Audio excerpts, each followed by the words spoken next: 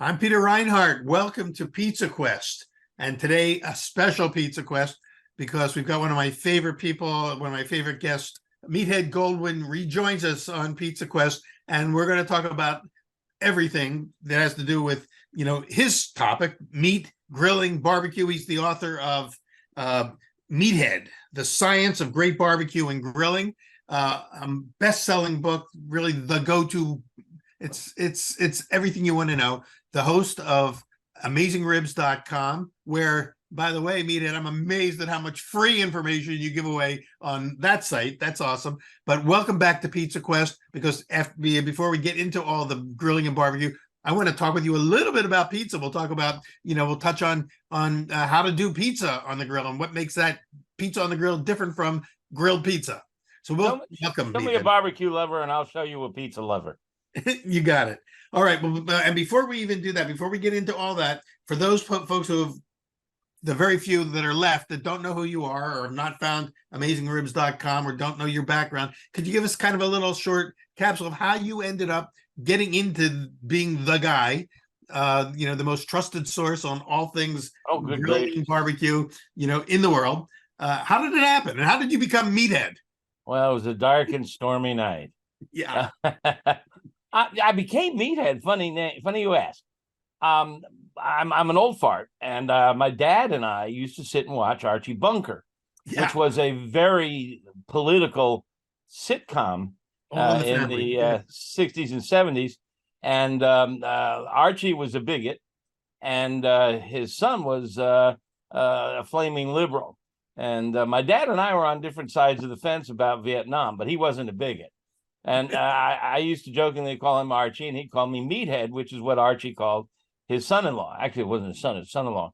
And and his son-in-law was played by Rob Reiner, who is a flaming liberal. There's probably a few people. There's probably a small percentage of people who know what we're talking about right now. Many people, maybe if you haven't ever seen All in the Family, get it on your streaming channels. Is one of the greatest. So Dad used to call me Meathead. And when I got into barbecue back in the 90s, I ran the food and drink section of AOL in the 90s. No kidding. And I was in the wine world. I was the wine critic for the Washington Post and the Chicago Tribune, and I ran AOL's food and drink section. And you needed a handle, so I was Meathead naturally. It stuck. It all worked. And, the only ones who don't call me Meathead are my mother and my sister and my wife. And my wife has a few other choice names for me. Yeah, right. But I built AmazingRibs.com back in 2005 or so, and it rapidly became the most popular barbecue and grilling site on the internet, and Google fell in love with it, and it took off, and it became my day job within 4 or 5 years, and now it's by far, we have over 2,000 pages, as you said, of free content. Plus, we have a Pitmaster Club, which is a membership portion with over 16,000 members. It's the largest barbecue association in the world. And and we have a pizza section. It's nothing like what Peter and the serious pizza people do. But early on, I started trying to grill pizza. Yeah. And I wanted to write about it. And of course, that's how I met Peter. Although actually, I think we met virtually about pizza, but we met firsthand at a book signing in Georgia somewhere. In Decatur, Georgia, and we were doing a demo on the barbecue side and grilling, and I was doing one for a new book. I think it was my pizza book, and we hit it off, and we've been friends. And you've been interviewed on Pizza Quest before, and we keep running into each other and we share many friends. Bridget Binns is a good friend. In fact, I'm working on a new book, and Bridget is helping on it. So she sends her love.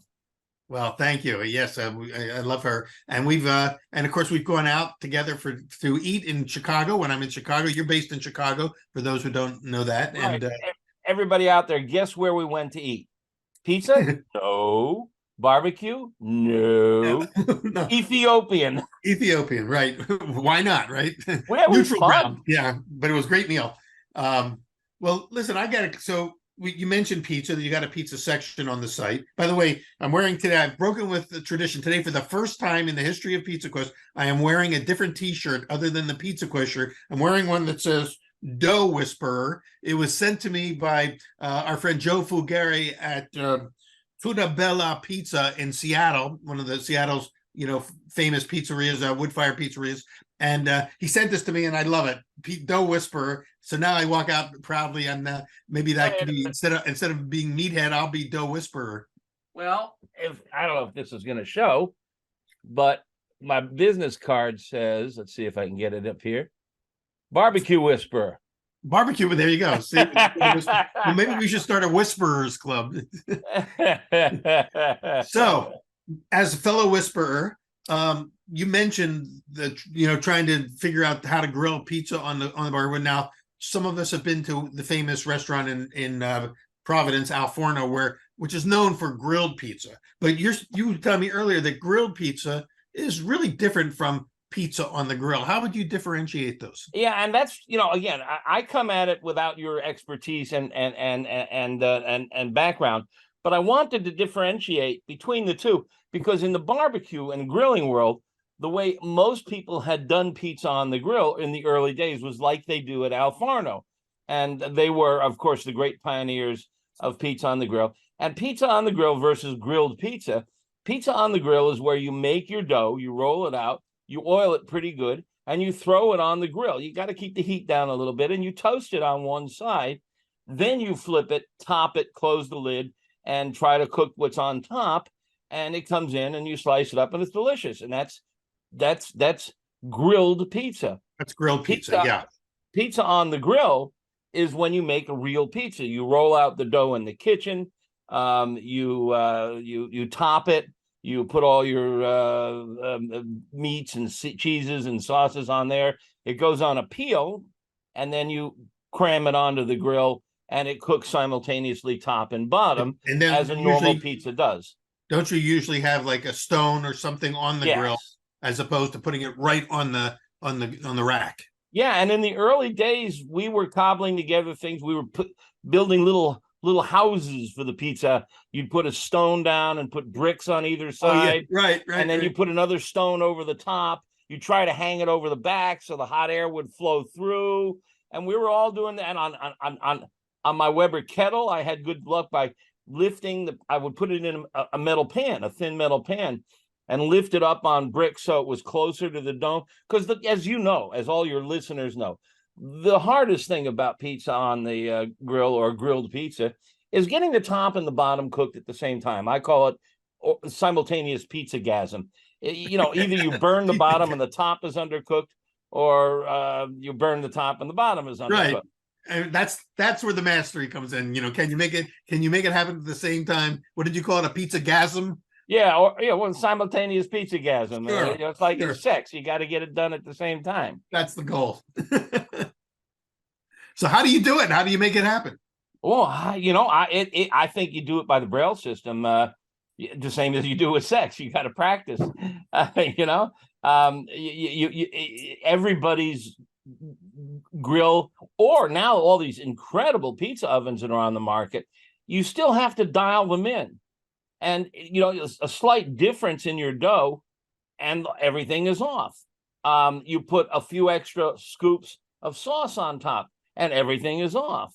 Right. And you don't want to serve raw sausage. You've got to get the sausage cooked. Pepperoni is less of a problem.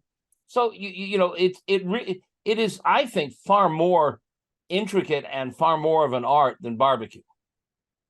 Well, it's interesting because, as you said, the little tricks like raising the pan closer to the dome of your grill is a trick. Now, what about the difference between doing it on a like a propane grill versus a charcoal grill? Yeah. And how do you? So let's just focus on the charcoal side. If you're going to be doing a charcoal grilled pizza, or either way, grilled or barbecue on the grill, how intense should those coals be?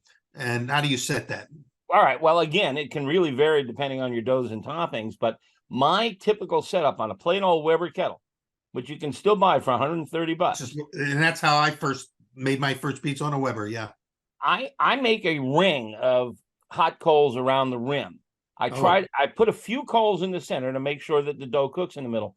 But if you spread the coals out over the bottom, you're almost certainly going to burn the bottom of the crust. So I put them around the edge so that most of the heat comes up around the dome and it flows around with a convection air pattern.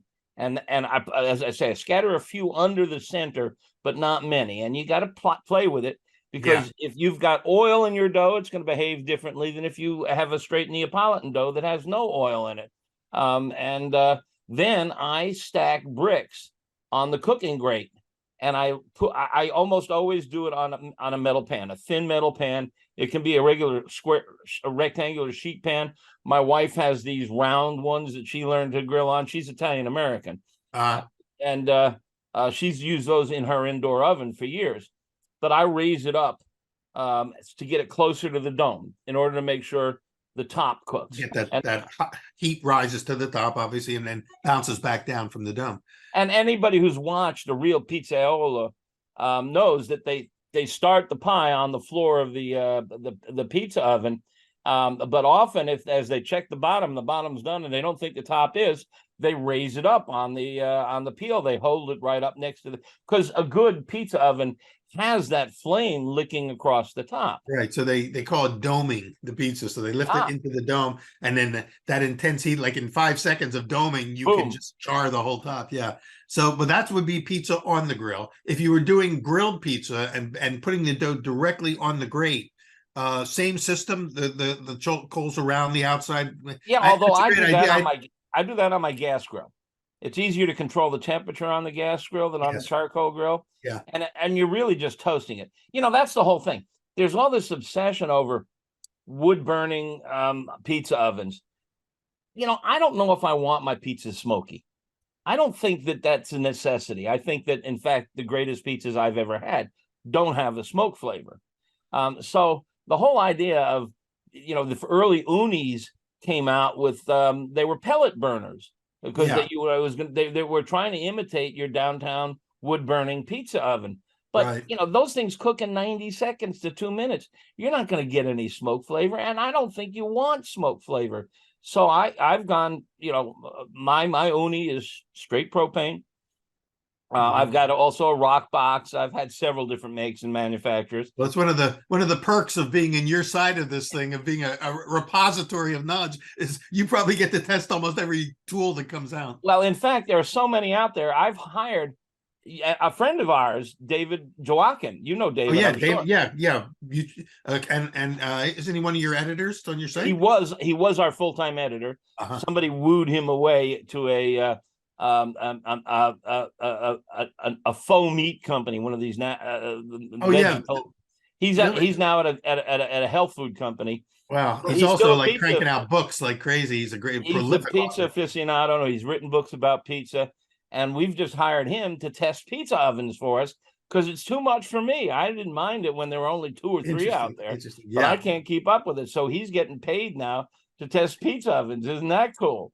That is cool. That and that, as you mentioned, this proliferation of new ovens for home cooks to make pizza, whether it's the Rockbox and Uni, which really were game changers for the industry, and then the old guard. For instance, our good friends at Forno Bravo have different levels of both professional and home versions, and then there's like all these plugins. I've got one now, the Italia, and then there's the Breville Pizzaiolo. You just plug them in, and I mean, it's amazing what's available if you're willing to make one pizza at a time. Those are great tools.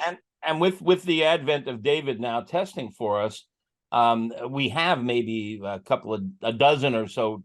We review product. We review grills and smokers and now pizza ovens, and we have reviews on our website, and we'll have more with David. So actually, some of those ovens are already posted and published. Oh yeah. So people should just go to AmazingRibs.com. That to go to AmazingRibs.com that's a free resource, right? Do they have to register or become a member to go? No. We have 2 sections. There's 2,000 pages of, including hundreds of reviews, of over 500 grill, smoker, and pizza oven reviews, about 200 thermometer reviews. All of that's free.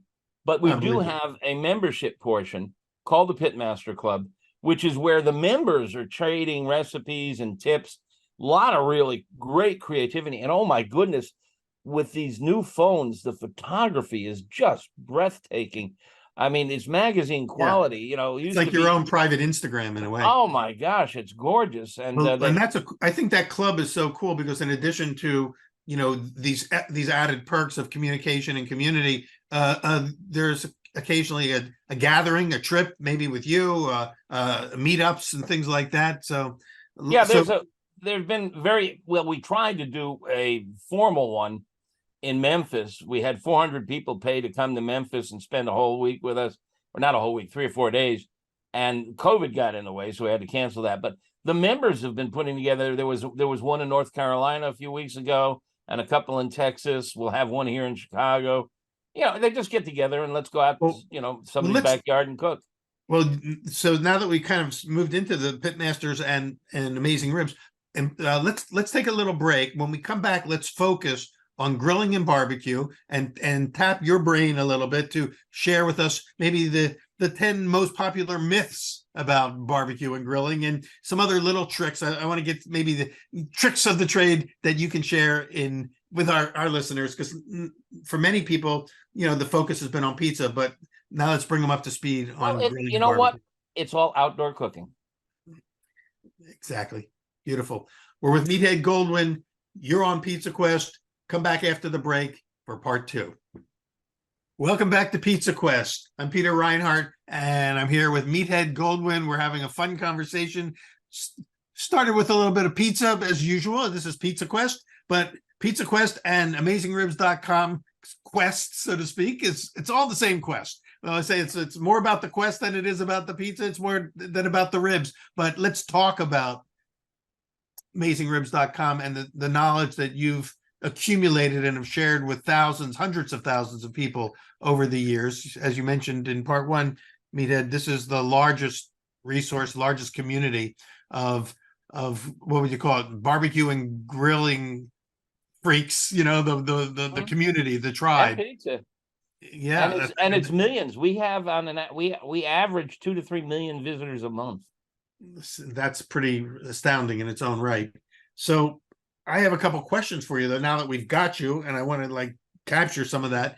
I know I've heard you talk about the idea that there are myths, there are common myths about barbecue and grilling that people have. Can you share some of the, you know, the top 10 or so?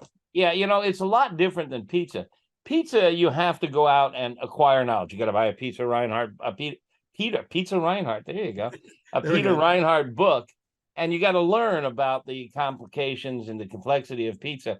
Barbecue, we just go out there and fire up the grill because Dad taught us how to do it. Right. And, you know, or Mom. And if you're a guy, you wouldn't admit it if you didn't know what you were doing anyway. Exactly. Yeah. You know, they'll take your man card away. And it's funny, you know, there's another topic, but our membership is 80% male.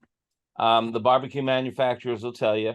Now that's slightly changing, and there's a few reasons why, and we can get into that later. But in any case, I learned to grill from my dad, and he learned from his dad, and it gets passed down often from father to son. And the things we learn, we have now learned, most of them are wrong. That's the crux of the matter here. That's because there's a lot of folklore, and we now understand science a lot better. You know, I did my master's in art, and I think there's a parallel here. In the art world, you have these movements, you know, you have the impressionists, the post-impressionists, the fauvists, the modernists, and so on. Well, we're now in the culinary art world where the nerdists have taken over. Yeah. And you're one of them. And anybody who's watched Alton Brown knows he's one of them. Right. Kenji Lopez Alt is one. Christopher Kimball is. Our great godfather is Harold McGee. But the nerdists are the cooks among us who are different from, well, you teach at Johnson & Wales. You teach at a great culinary institution. I taught at Le Cordon Bleu. And most of the professors there learned from the traditional classic French chefs. And a lot of what they've learned is wrong. It's what's been passed down. Now, I mean, look, the French know how to cook. They know how to cook better than I do. The Chinese know how to cook. But a lot of us now have learned a great deal about the science of cooking and what happens. Because when you step foot into the kitchen or onto the grill, you're doing a physics and a chemistry experiment. And if you understand some of the physics and chemistry, which I go to great lengths to explore on AmazingRibs.com. And also in your book is loaded with great. Yeah, the book is two halves. The first half is text; it's a science book, and the second half, and hopefully I convey it in lay terms. The second half is recipes that demonstrate the science. But there's so much science involved.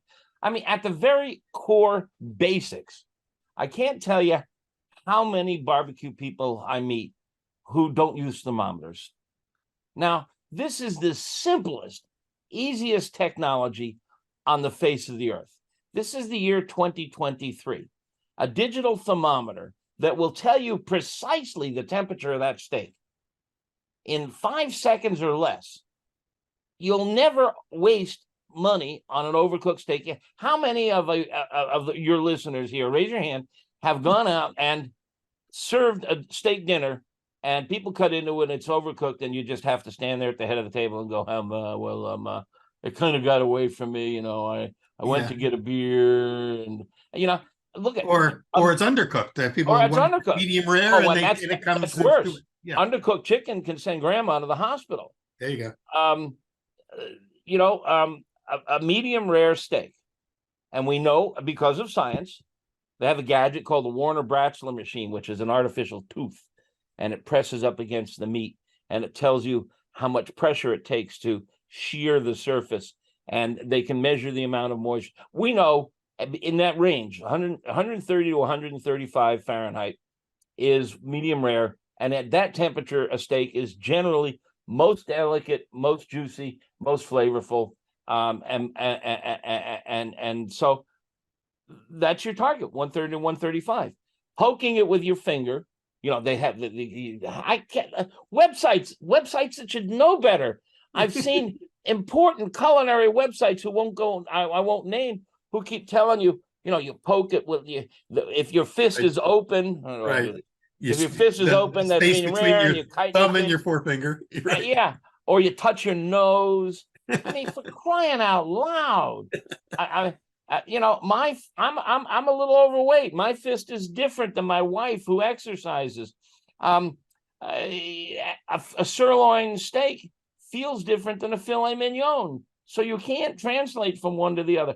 A digital thermometer, and you talk about myths. People complain, well, it'll let all the juices out. No, an 8-ounce filet mignon, that's your typical filet mignon, is 75% water. That's 6 ounces of water in a filet mignon.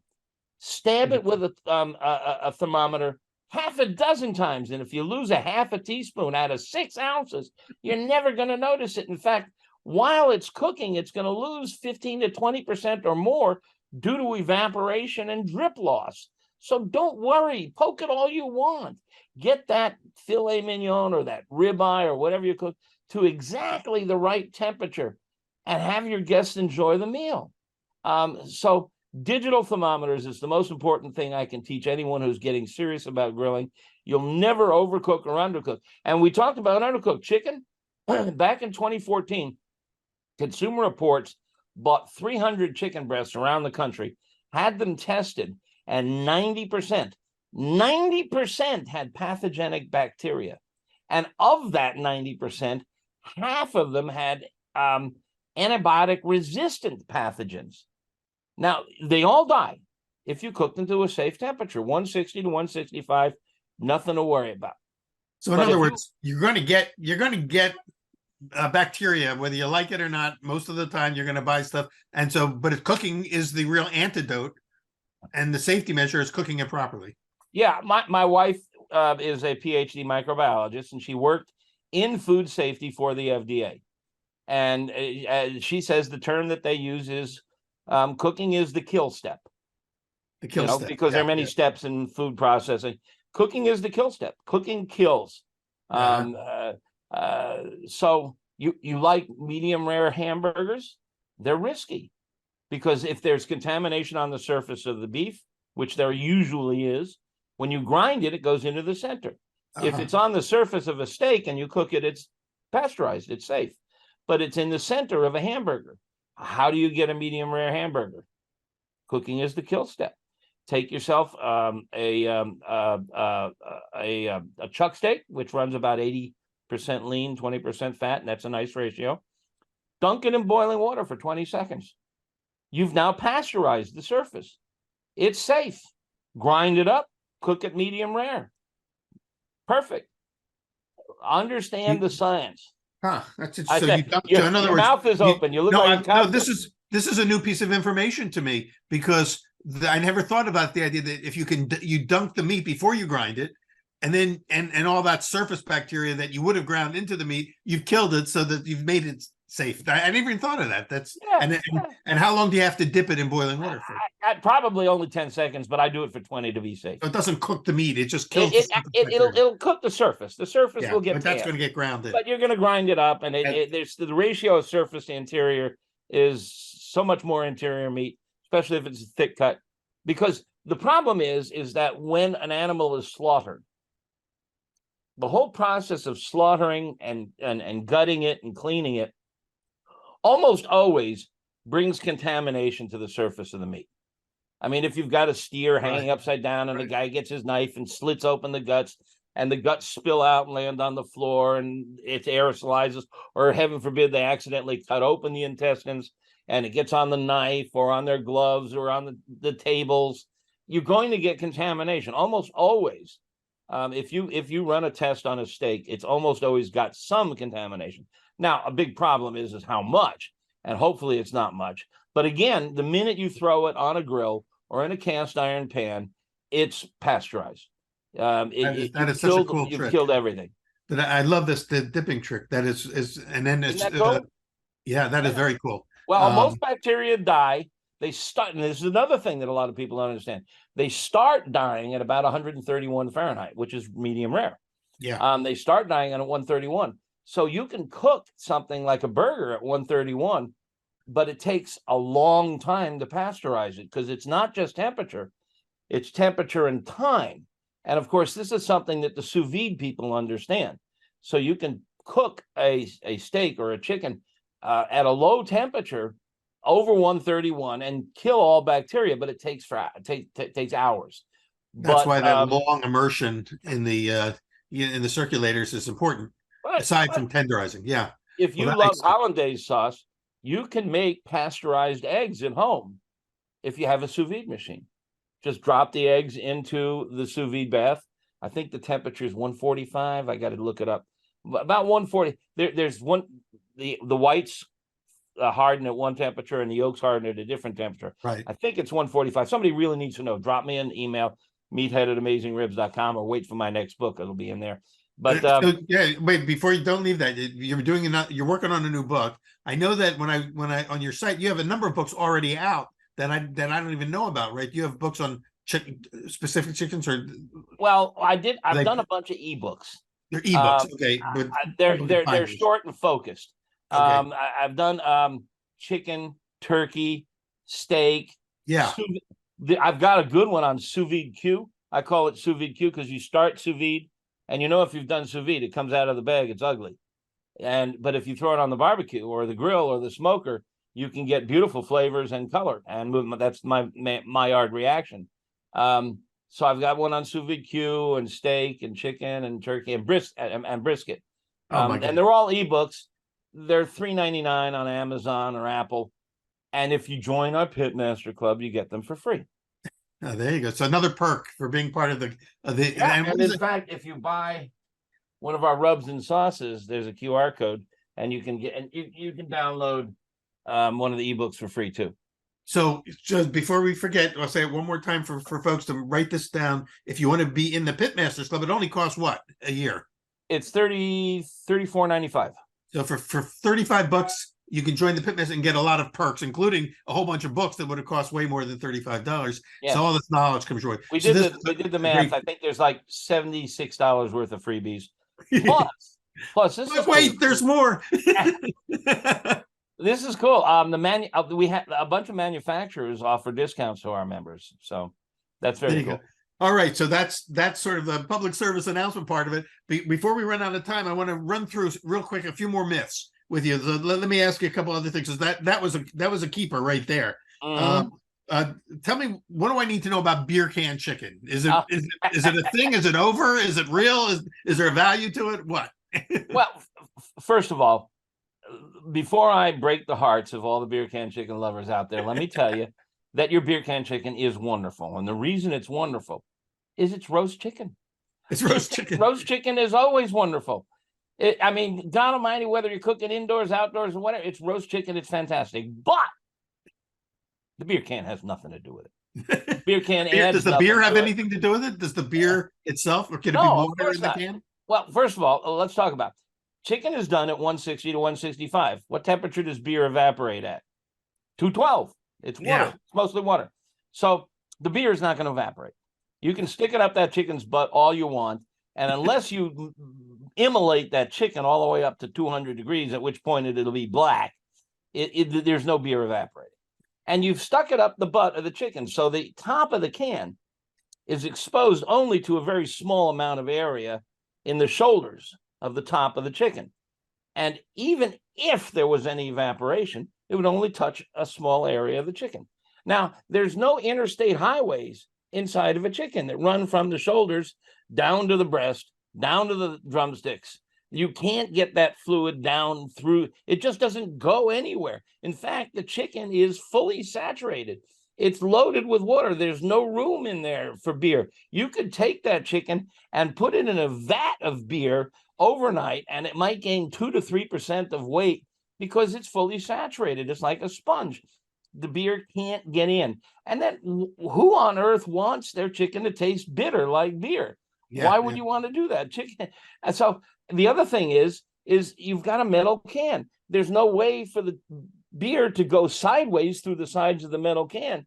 So it just doesn't work. And what is the best flavors that we develop on the grill or in the oven? The brown flavors. It's caused by a chemical reaction called the Maillard reaction. Yeah. And you brown the outside of the chicken, but you're not browning the cavity when you got a beer can in there. I was going to ask about that because it almost acts like an impediment. Yes, it's like putting a condom in there. Now, if you take the chicken and cut it open and spatchcock it or butterfly it, or break it into 8 parts, now you can brown it on all sides. And if you do, it cooks faster. And if it cooks faster, there's less moisture loss. There you go. So, I mean, I don't do a whole chicken anymore.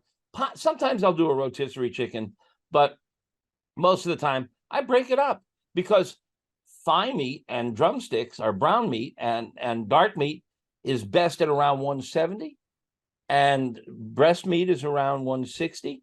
So if you break it up and you have a good digital thermometer, yeah. By the way, we have an electrical engineer who tests digital thermometers on AmazingRibs.com. And we don't sell anything. We don't sell any thermometers, grills, or anything. All our product testing, we just tell you where to go to buy it. But those thermometers, now you can test the breasts and the thighs and take them off when they're optimum temperature, and brown them on all sides, cook them faster. It's just far superior to the beer can chicken. But it does, beer can chicken does look cool.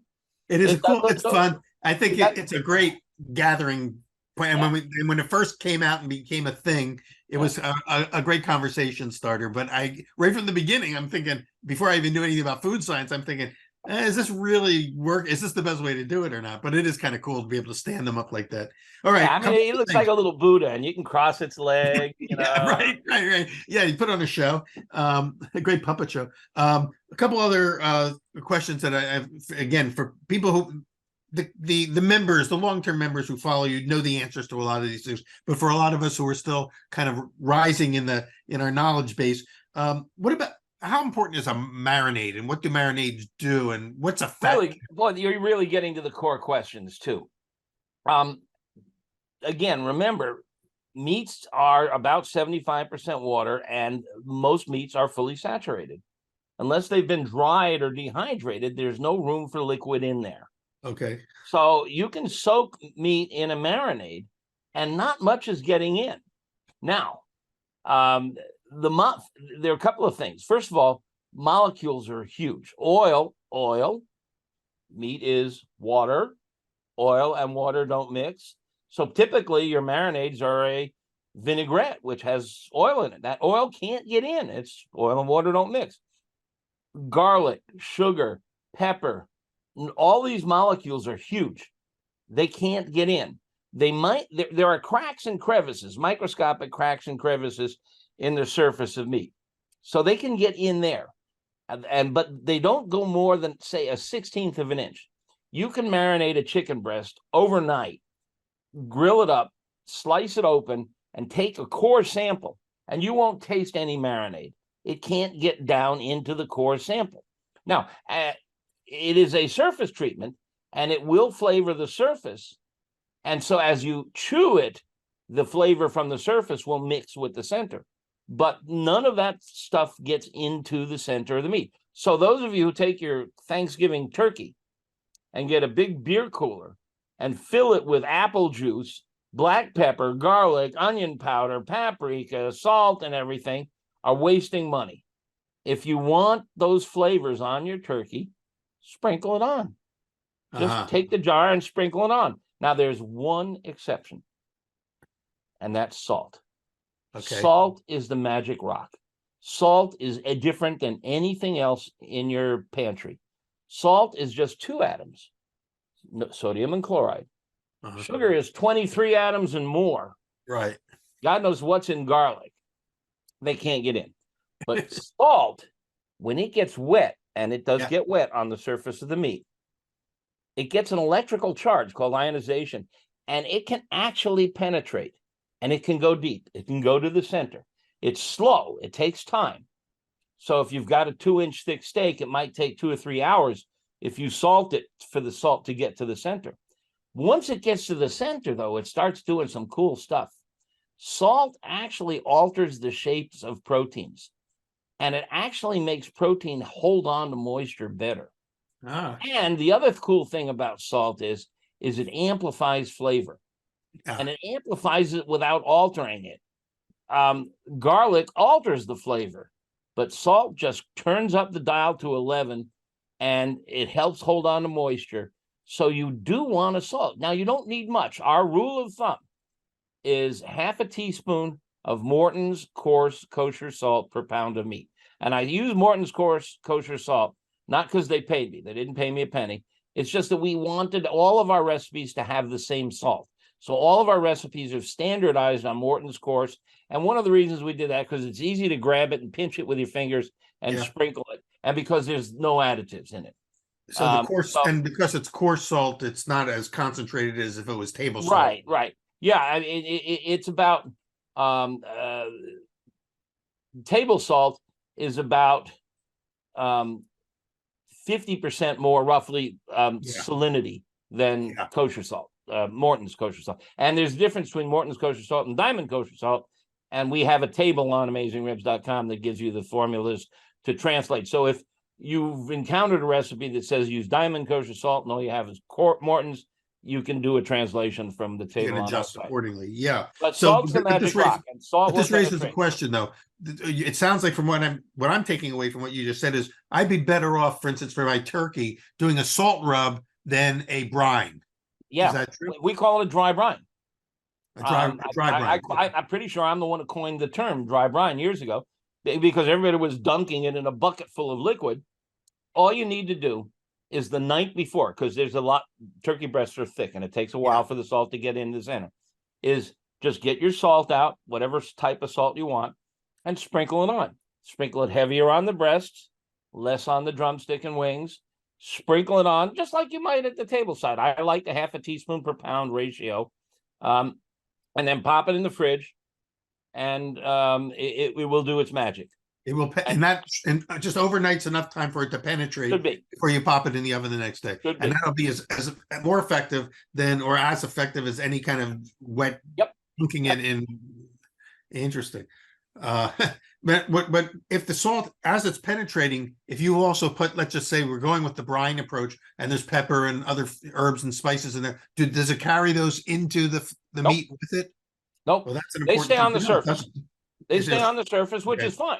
I mean, Yeah. you want to flavor the It surface. doesn't You want to hurt, flavor but the it doesn't skin. do what you think it's doing. And if you follow the same technique I was saying about the chicken, if you break it into parts, now you can season the underside. Yeah. You've got the skin on one side and you have bare flesh on the other side. You can season both sides nice and neatly. You get lots of flavor. It's on the surface. It doesn't penetrate, but as you chew, it mixes in your mouth.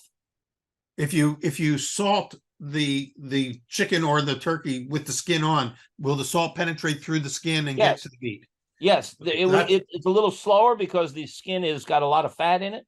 Okay. So it takes a little longer for it to get through the skin than it does through the flesh, but it Well, does. It goes in. That's a really, I think really amazing piece of information. A great takeaway from Salt today. is magic, and I've written a great deal about it. If you go to AmazingRibs.com, there's maybe 5 or 6 articles about the different kinds of salt and how salt is manufactured and how to use different kinds of salt, because salt is fun to put on the table too. Salt is the magic rock, and I know a lot of us are concerned about our salt consumption for health reasons.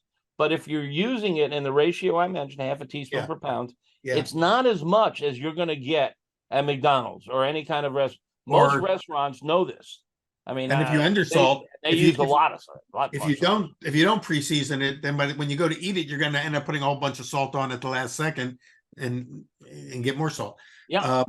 Okay. Before we run out, I want to get a couple more in. What is a fat cap and what does it do and how do you deal with it? Yeah, I mean, if you buy a pork loin, it almost always comes with a layer of fat on top. You have fat all over an animal. You, as a human, have fat. We are animals. Chickens, pork, beef. There's different kinds of fat. There's fat that lays on the surface. Usually that's between the skin and the muscle. Or fat that is woven throughout the meat, and we call that marbling. Right. Now, the fat that's within the meat, think of a nice, juicy ribeye steak, and it has this lattice work, this beautiful slivers, layers of fat throughout. Fat is flavorful and it carries flavor. So inside the muscle, it will melt and it will add flavor, tremendous flavor. It's essential. That's why we want USDA Prime, because it has more marbling than USDA Choice. Mm-hmm. And Wagyu, which has more marbling than USDA Prime. Right. But many pieces of meat, particularly things like a beef brisket, can have almost an inch of fat on top. Yeah. Now, remember, meat is 75% water, fat is oil, oil and water don't mix. Right. You leave that fat cap on there, it is not, under any circumstances, in any way, not on this planet or anywhere else, going to get into the meat. It's going to melt maybe in the cooking process, some of it, and it's going to run off. Now, some of that will drip onto the coals, and it will vaporize up, and it might add some flavor to the surface. But most of the time, when you put the fat cap on there, and brisket cooks do this all the time, they leave a fat cap on there, they put their rub all over it, and they slice it and they serve it. And what's the first thing the guests do? They cut all that fat off. Nobody wants to eat a half-inch layer of fat. There goes the rub.